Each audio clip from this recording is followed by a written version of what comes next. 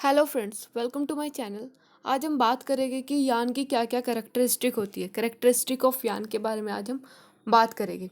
तो यान की सबसे पहली कैरेक्टरिस्टिक होती है स्ट्रेंथ ऑफ फाइबर, कि आपका जो तंतु है, जो आपका रेशा है, उसकी मजबूती। जब आपका रेशा मजबूत होगा तभी आपका जो यान है उसमें मजबूती आएगी।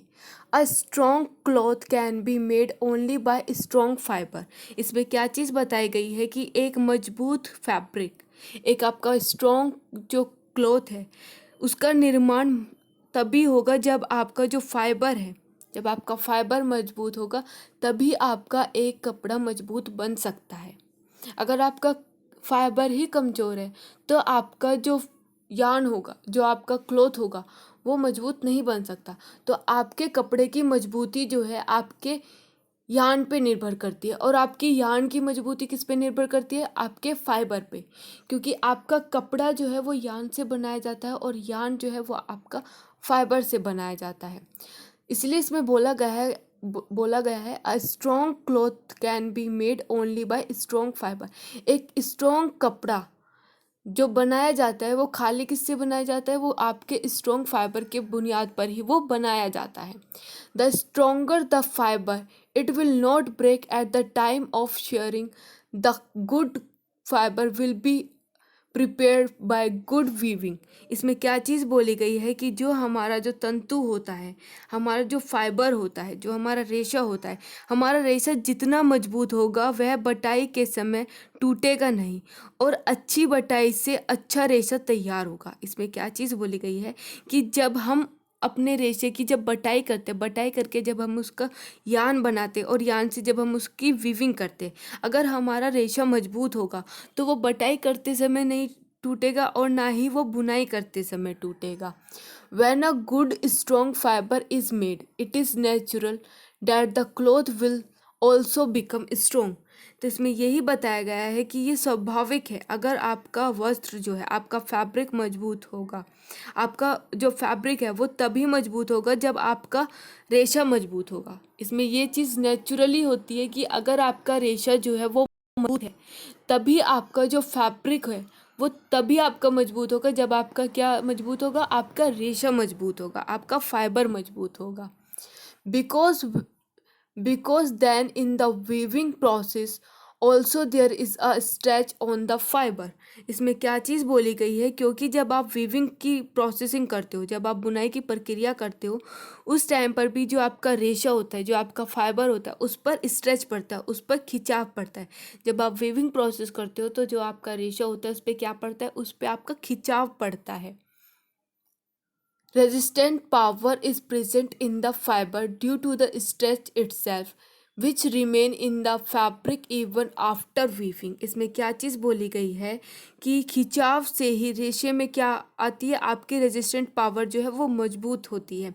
जब आप कपड़े की वीविंग करते हो, वीविंग करते समय जो उस पर खिंचाव पड़ता है, उस खिंचाव से ही रेशे में आपकी रेजिस्टेंट पावर जो होती है वो मजबूत होती है, जो बुनाई के बाद भी आपके फैब्रिक में, आपका जो वस्त्र है, आपका जो क्लोथ है, उसमें वो रह जाती है।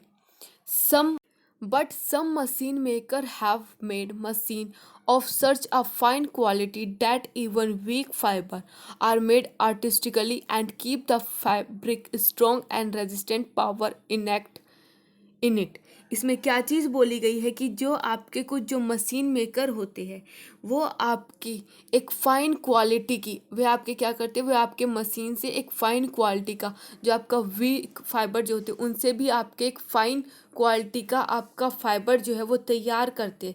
जिससे क्या होता है कि जो आपके वस्त्र जो होता है, आपका जो कपड़ा है होता है, उसमें आपको मजबूती और रेजिस्टेंट पावर जो है वो दोनों आपको उसमें देखने के लिए मिलती है। ये चीज़ किसके द्वारा करी जाती है? आपके जो कुछ मशीन मेकर जो होते हैं, वो मशीन से जो आपके जो वीक फाइबर होते हैं उनसे भी एक फ़ाइन क्वालिटी की जो आपका फैब्रिक होता है उसको बनाने की उनके अंदर क्षमता होती है। वो उस एक स्ट्रॉन्ग और एक रेजिस्टेंट जो पावर है आपके फैब्रिक के अंदर, वो उसके अंदर बरकरार रख सकते हैं अपनी, किससे? अपनी जो उनके अंदर मशीन से काम करने की जो क्षमता है उसके कारण। तो इसमें आपका यही चीज़ बताई गई है कि जो आपका जो फैब्रिक होता है, ठीक है, आपका फैब्रिक तभी मजबूत होगा जब आपका यान मजबूत होगा, और आपका यान तब मजबूत होगा जब आपका फाइबर मजबूत होगा।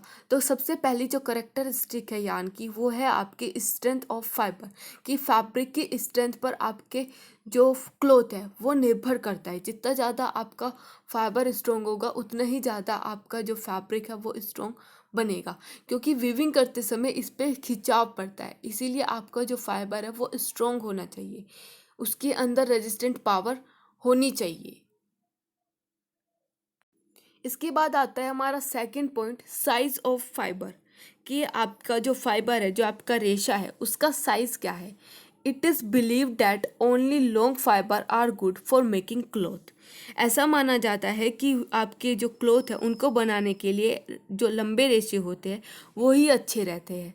The longer the fibre are the most beautiful and smooth the thread is. इसमें बताया गया है कि आपके जितने लंबे रेशे होते हैं उतना ही धागा सुंदर और अधिक चिकना आपको दिखाई देता है। जैसे आपका जो फिलामेंट फाइबर होता है उससे बने हुए जो कपड़े होते हैं वो आपको ज़्यादा सुंदर दिखाई देते हैं, और उनकी जो सरफेस होती है वो आपको ज़्यादा स्मूथ दिखाई देती है। The fibre which is made by joining the short fibre there is a roughness or roughness in it. इसमें बताया गया है कि जो आपके छोटे जो रेशों को जोड़ जोड़ कर जो धागा बनता है उनसे क्या आता है, उनसे आपके कपड़ों में एक रूखापन, एक खुरदुरापन आपको दिखाई देता है।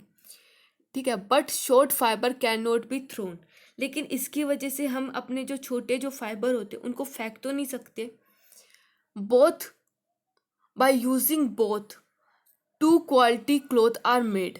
हम क्या करते हैं, इन दोनों का ही उपयोग करके दो क्वालिटी के हम जो वस्त्र है उनको उनका निर्माण करते हैं, उनको बनाते हैं। Fabric made of short fibre are rough and dirty very quickly and they are also cheap. इसमें क्या चीज़ बताई गई है कि जो आपके छोटे छोटे रेशों से जो आपके छोटे छोटे रेशों से जो आपके जो फैब्रिक जो बनते हैं, ठीक है, वो आपके खुरदुरे वस्त्र होते हैं, वे जल्दी गंदे हो जाते हैं और वे आपको एक सस्ते, एक चीप प्राइस में वो आपको मिल जाते हैं। Whereas the cloth of long fibre are smooth beautiful shiny, silk fibre are considered to be the longest in length. इसमें क्या चीज़ बोली गई है कि जबकि जो आपके लंबे रेशों के जो आपके फैब्रिक होते हैं वो आपके चिकने फैब्रिक होते हैं, वो आपके सुंदर फैब्रिक होते हैं, चमकीले फैब्रिक होते हैं। मतलब इसमें यही चीज़ बोली गई है कि जो आपके जो लॉन्ग फाइबर होते हैं वो आपके स्मूथ ब्यूटीफुल और शाइनी फाइबर होते हैं। इसमें आपकी अगर लंबाई में से सबसे अधिक अगर मैं देखूँ कि आपकी लंबाई में सबसे ज़्यादा लंबा जो फाइबर आपको मिलता है वो आपको सिल्क फाइबर आपको मिलता है। आपका सिल्क फाइबर जो है ये सबसे लंबा आपका फिलामेंट फाइबर के रूप में आप इसको देखते हो। तो जो आपके जो फाइबर की जो ब्यूटीफुल जो आपका सरफेस है, जो आपकी रफनेस और जो उसकी फाइननेस है, वो आपके किस चीज़ पे निर्भर करती है, वो आपके फाइबर के साइज़ पे निर्भर करती है। कि अगर आपका फाइबर छोटे छोटे टुकड़ों से बन के बना है, अगर आपका फाइबर जो है वो स्टेपल फाइबर से बना हुआ है, तो उससे बने जो कपड़े होंगे उनकी जो स्ट्रेंथ होगी वो कैसी होगी, वो आपको रफ दिखाई देगी, उसमें आपको रफनेस दिखाई देगी।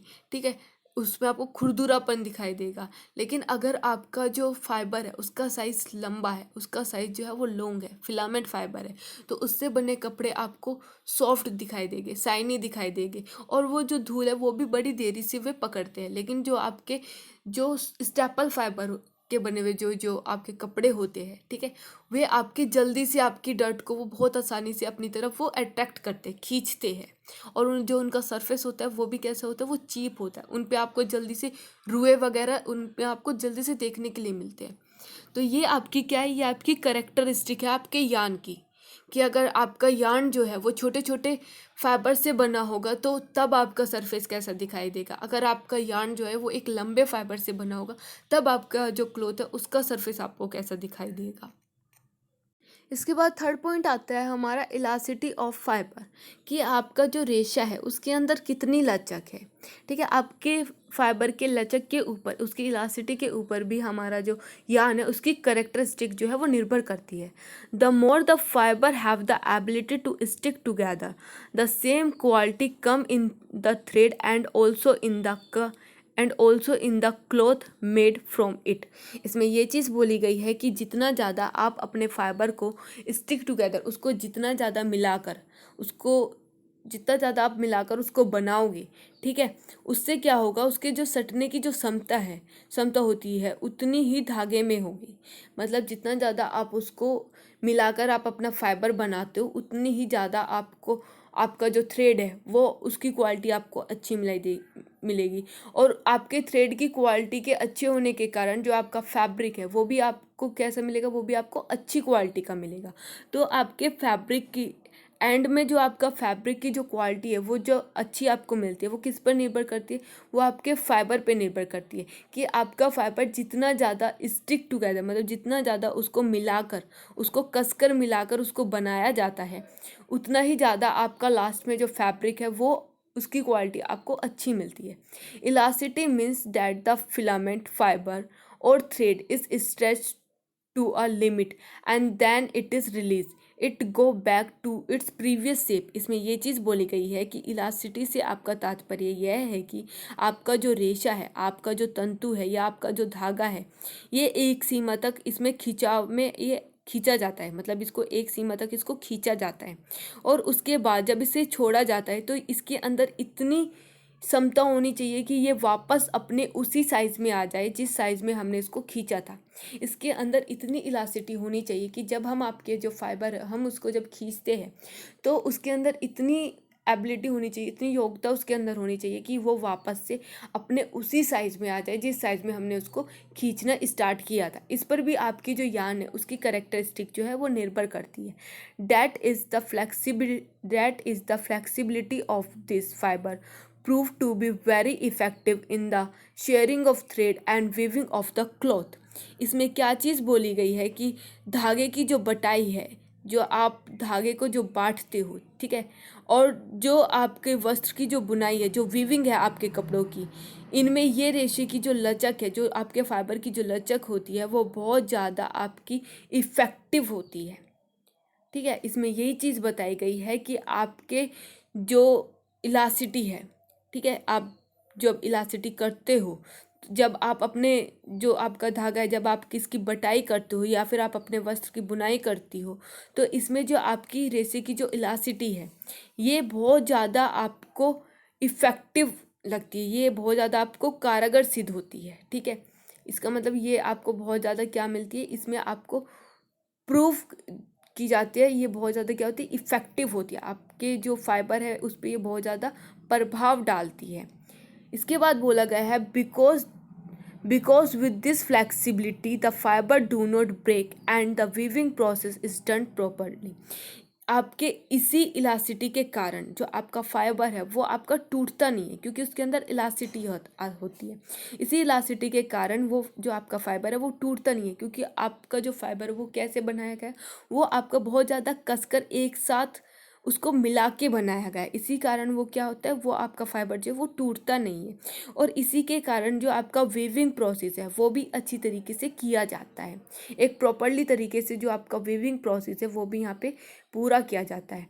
There are no creases in the cloth made of such thread and there are no traces of fold when folded. इसमें क्या चीज़ बताई गई है कि आपका जो धागा है, ठीक है, ऐसे धागे से बने जो वस्त्र होते हैं उनमें सलवटें जो पड़ती है, जो क्रीसेस जो पड़ती है वो भी आपको कम दिखाई देती है। और दूसरी चीज़, जब आप इन ऐसे कपड़ों को जब आप तय करके जब रखते हो तो इन पे जो फोल्ड का जो निशान आता है, जैसे हमारा जो कपड़ा है अगर हम उसको फोल्ड करके रखते हैं तो हमने देखा है कि हमारे कई कपड़ों पे क्या होता है, बहुत जल्दी हमें फोल्ड वगैरह, हमें निशान वगैरह हमें नज़र आते हैं। लेकिन आपके ऐसे कपड़ों पे जिनके अंदर जो आपकी इलास्टिसिटी है वो बहुत ज़्यादा होती है, उनके अंदर क्या होता है, हम लोगों को निशान जो है वो बहुत कम देखने के लिए मिलते हैं। By the way, due to the presence of the other property in the absence of flexibility, cloth from cotton become very useful.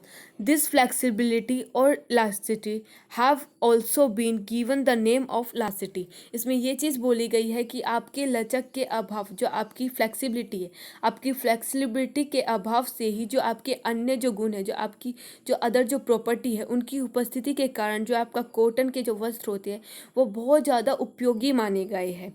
और इसी के कारण जो आपकी फ्लेक्सिबिलिटी और जो आपकी इलास्टिसिटी है उसको एक नाम दिया गया है इलास्टिसिटी के नाम से। आपकी फ्लेक्सिबिलिटी और इलास्टिसिटी को क्या नाम दे दिया गया है, इसको एक इलास्टिसिटी के नाम से इसको जाना जाता है। तो इसमें यही चीज़ बताई गई है कि जो आपकी इलास्टिसिटी है, आपकी इलास्टिसिटी के ऊपर भी आपकी जो यान है उसकी कैरेक्टरिस्टिक निर्भर करती है। इसके बाद है हमारा नेक्स्ट पॉइंट रेजिस्टेंट पावर, कि आपकी रेजिस्टेंट पावर होती क्या है। ठीक है, this property of fibre maintain the natural shape of the fibre. आपकी ये जो प्रॉपर्टी होती है फाइबर की, जो आपकी प्रॉपर्टी है रेजिस्टेंट पावर, जो आपकी प्रॉपर्टी है फाइबर की, ये क्या काम करती है, ये आपका जो फैब्रिक है उसकी जो नेचुरल शेप जो होती है, ये उसको मेंटेन रखने के लिए मदद करती है। Even if you keep the cloth made of state fiber made of such fiber state inverted, even if you do not sleep wearing it, wrinkle do not occur, the shape of the garment does not change in split of spring kept upright। इसमें क्या चीज़ बोली गई है कि यदि आप अपना जो आपका कपड़ा है आप उसको सीधा रखो या आप उसको उल्टा रखो, चाहे आप उसको पहनकर ही क्यों न सो जाओ, आपके कपड़े पर कोई भी आपको रिंकल्स, आपको कोई भी सलवटें नहीं देखने के लिए मिलती। आपका जो कपड़ा है, आपने देखा होगा आपके कुछ कपड़े ऐसे होते हैं आप उनको किसी भी तरीके से आप उसको रख दो, लेकिन आपको उसमें रिंकल जो है वो बहुत कम आपको देखने के लिए मिलती है। आप कुछ कपड़े ऐसे होते हैं आप उनको पहन के सो जाओ, आपको उनमें जो रिंकल्स है वो आपको बहुत कम देखने को मिलते हैं, जो सलवटें है उसमें बहुत कम आपको देखने के लिए मिलती है। ठीक है, तो उसके अंदर क्या प्रॉपर्टी होती है जिनके अंदर हमको रिंकल्स जो है कम देखने के, उनके अंदर रेजिस्टेंट पावर की प्रॉपर्टी होती है, जिसकी वजह से जो हमारे जो कपड़े होते हैं उनके अंदर हमें सलवटें जो है वो कम देखने के लिए मिलती है। इसके बाद क्या बोला गया है कि the shape of the garment do not change in split of bring keeped upright, कि अगर हम अपने कपड़ों को उल्टे या सीधे रखने के बावजूद भी वस्त्र का जो हमारा आकार होता है वो नहीं बदलता, जो हमारे जो क्लॉथ होते हैं उसकी शेप में कोई भी चेंजेस नहीं आते, हमारा जो गारमेंट होता है उसकी शेप में कोई भी चेंजेस नहीं आते। किसके कारण, हमारे रेजिस्टेंट पावर के कारण। ठीक है, इसके कारण हमारे कपड़ों में क्या नहीं पड़ता, हमारे कपड़ों में कोई भी आपको सलवटें देखने के लिए नहीं मिलती। तो ये भी क्या है, ये भी हमारा एक यान कैरेक्टरिस्टिक का एक यान की एक कैरेक्टरिस्टिक आप इसको बोल सकते हो। इसके बाद जो हमारा नेक्स्ट पॉइंट है वो क्या है, retaining moisture in the fibre, कि जो हमारा जो रेशा है उसके अंदर नमी का होना, similar to the property of fibre resiliency and elasticity, there is a facility in weaving to retain moisture in the fibre. जैसे कि जो हमारे जो फाइबर है, जैसे हमने पहले पढ़ा कि हमारे जो फाइबर है उनके अंदर कौन सी प्रॉपर्टी थी, रेजिलेंसी की और इलास्टिसिटी। इन्हीं प्रॉपर्टी की तरह हमारे इस फाइबर में क्या प्रॉपर्टी होनी चाहिए, इसमें हमारी नमी की प्रॉपर्टी होनी चाहिए, मॉइस्चर ऑब्जर्व करने की प्रॉपर्टी होनी चाहिए, जिसके कारण क्या होता है कि जो हम वीविंग करते हैं उसे करने में हमें हेल्प होती है। Because while working in the mill the thread have to be stretch up and down. इसमें क्या चीज़ बोली गई है, क्योंकि मिलों में काम करते समय धागों पे क्या होता है, उन पे खिंचाव पड़ता है और वे ऊपर नीचे उनको करना पड़ता है।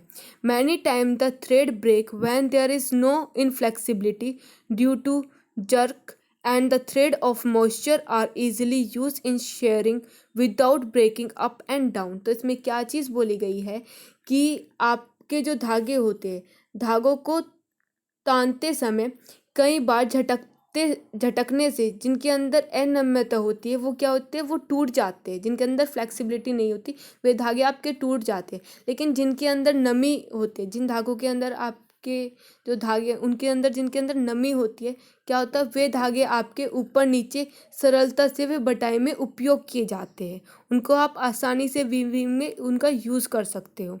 Due to this property of the thread the property of transfer to the finished garment and include them in the higher class of the garment। इसमें ये चीज़ बताई गई है कि आपके धागे के इन्हीं गुण की बदौलत जो आपके तैयार जो आपके गारमेंट होते हैं उनमें भी आपके यही गुण आपको मिलते हैं। आपके जो फाइबर है, जो आपके धागे जो है, आपके धागों के इन्हीं गुण के कारण जो आपका जो लास्ट में जो कपड़ा बनता है उसके अंदर भी आपको सेम गुण जो है वो आपको पाए जाते हैं, जिसकी वजह से क्या होता है कि आपके जो गारमेंट होता है वो आपका एक हाई क्लास गारमेंट में उसको इंक्लूड किया जाता है। जिन जब आप ये फाइबर तैयार करते हो, ठीक है, आपके फाइबर के अंदर जो गुण होंगे सेम गुण आपको किस में मिलेंगे, वो आपके यान में मिलेंगे। जो आप यान को फिनिश करके जब आप एक गारमेंट तैयार करते हो, ठीक है, जो आपके गुण यान में थे सेम आपको प्रॉपर्टी किस में मिलेगी, वो आपको सेम प्रॉपर्टी आपके फैब्रिक में मिलेगी, जिसकी वजह से आपके जो फैब्रिक, जो आपका जो गारमेंट होता है उसको किस में इंक्लूड किया गया है, उसको हायर क्लास गारमेंट में उसको इंक्लूड कर दिया जाता है। तो इसमें यही चीज़ बोली गई है कि जिन फाइबर के अंदर मॉइस्चर नहीं होता वे क्या करते हैं, उनको वीविंग करते समय वे टूट जाते हैं, ठीक है। लेकिन जिन फाइबर के अंदर, जिन आपका जो फाइबर है, जो आपके रेशे है, जिनके अंदर आपको नमी आपको मिलती है, जिनके अंदर फ्लेक्सिबिलिटी होती है, जिनके अंदर मॉइस्चर होता है, वो आपके आसानी से वीविंग प्रोसेस उनसे करी जाती है। उस टाइम पे आपका जो फाइबर है, जो आपका धागा है, वो नहीं टूटता।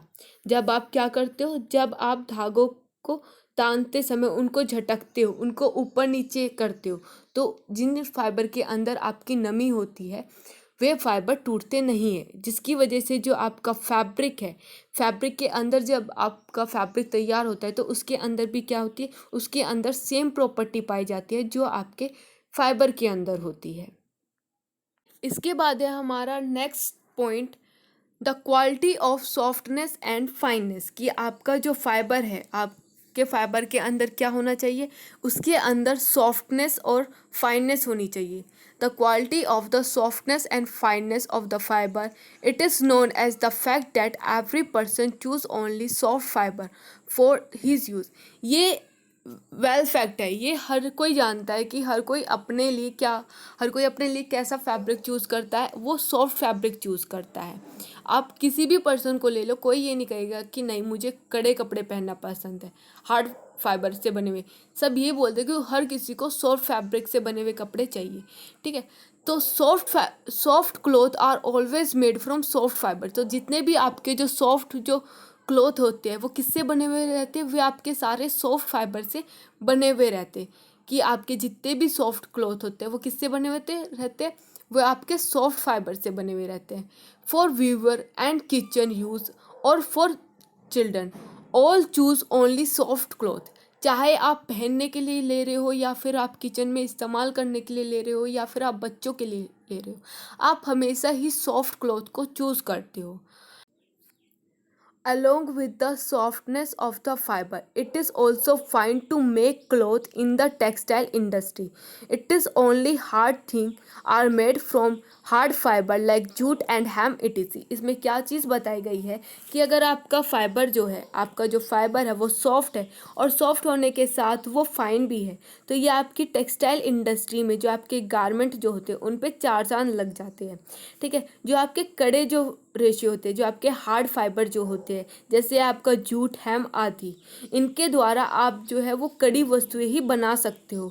यानी जैसे आपकी रस्सी होगी, आपकी डोरी हो गई, आप हार्ड फाइबर से सिर्फ हार्ड चीज़ें ही बना सकते हो। तो इसमें आपका जो सेवेंथ जो आपकी प्रॉपर्टी है यानी कि वो यही है कि आपका जो फाइबर, अगर आपका फाइबर सॉफ्ट है, फाइन है, तो उससे आपके कैसे कपड़े बनाए जाते हैं, उससे आपके सॉफ्ट कपड़े बनाए जाते हैं, ठीक है। इसके बाद है हमारा नेक्स्ट पॉइंट, एब्जॉर्बेंसी इन फाइबर, कि आपके रेशे के अंदर सोखने की क्षमता होनी चाहिए। This is also a natural property of fibre which come in textile.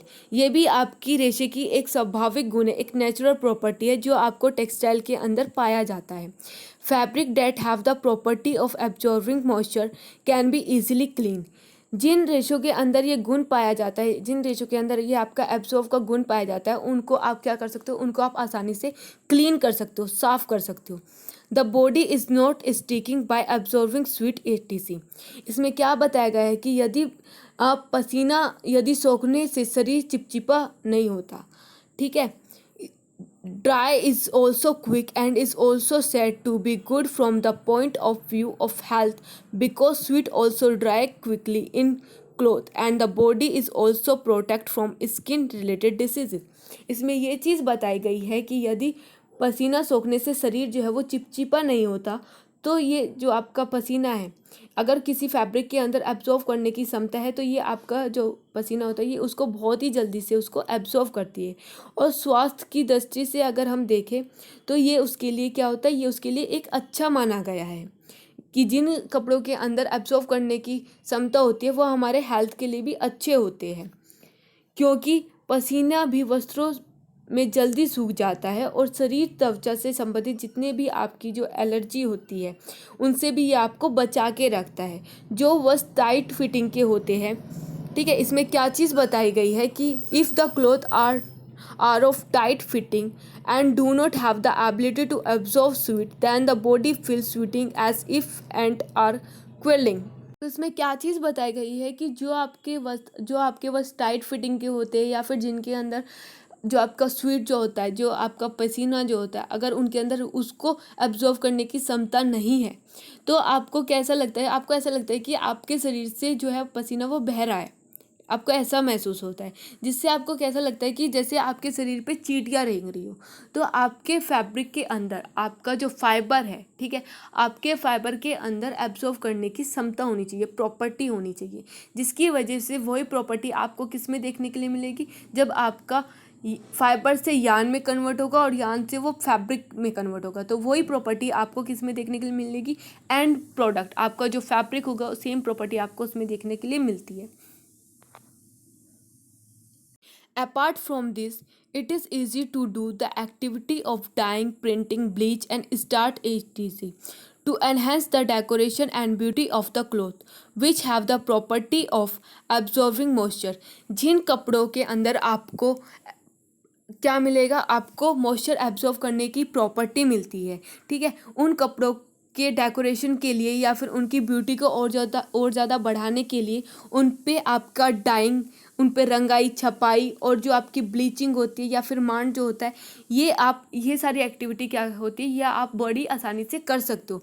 Jin fibre के अंदर क्या होगा, जिन फाइबर के अंदर आपकी एब्जॉर्व करने की क्षमता होगी उन सब पे हम क्या कर सकते हैं, हम उन पे डेकोरेशन के लिए, उनकी ब्यूटी को और ज़्यादा बढ़ाने के लिए हम उन पे डाइंग, प्रिंटिंग, ब्लीचिंग और स्टार्च ये सब आसानी से एक्टिविटी उन फैब्रिक पे कर सकते हैं। All through it perform finishing work on all fabric but it is easier on the fabric having absorbent power. Therefore, fabric with absorption capacity are technically called hydrophobic fabric।